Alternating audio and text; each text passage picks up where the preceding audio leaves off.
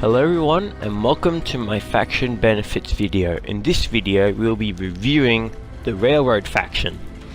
So let's get started.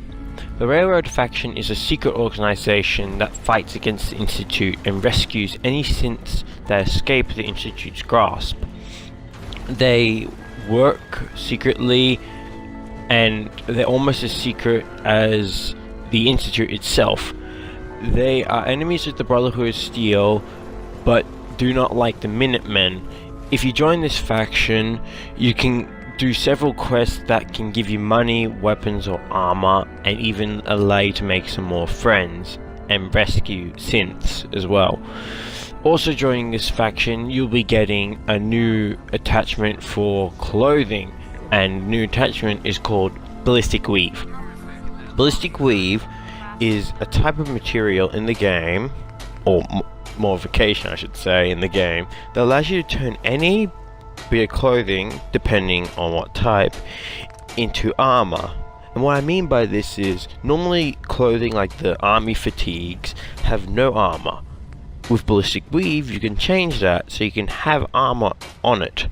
See, I have Mark 5 attached, but Mark 1 has 30 protection, Mark 2 has 45, Mark 3 has 65, and Mark 4 has 90, and Mark 5 has 110.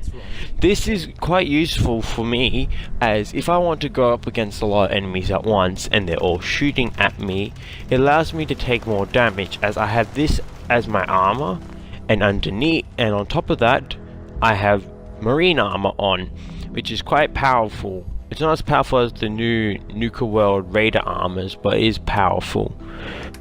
As you can see, I'm wearing my fatigues and this armor on top. Also, when you join the Railroad, you can get medical attention from Dr. Carrington, you can buy ammo and weapons from Tinker Tom, and you can also get quests to find Ballistic Weave and other secret caches from Pam, the robot. Joining the Railroad, you also get the pistol called Deliverer. The Deliverer is a good replacement for the 10mm sidearm, as it uses the same ammo yet does more damage if you have all pistol perks and it fully upgraded.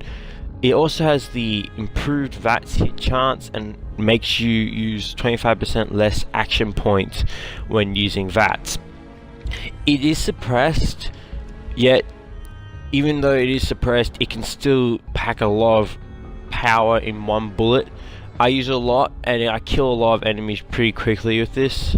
Its max bullet clip is 16, and it without suppressor it doesn't sound the same.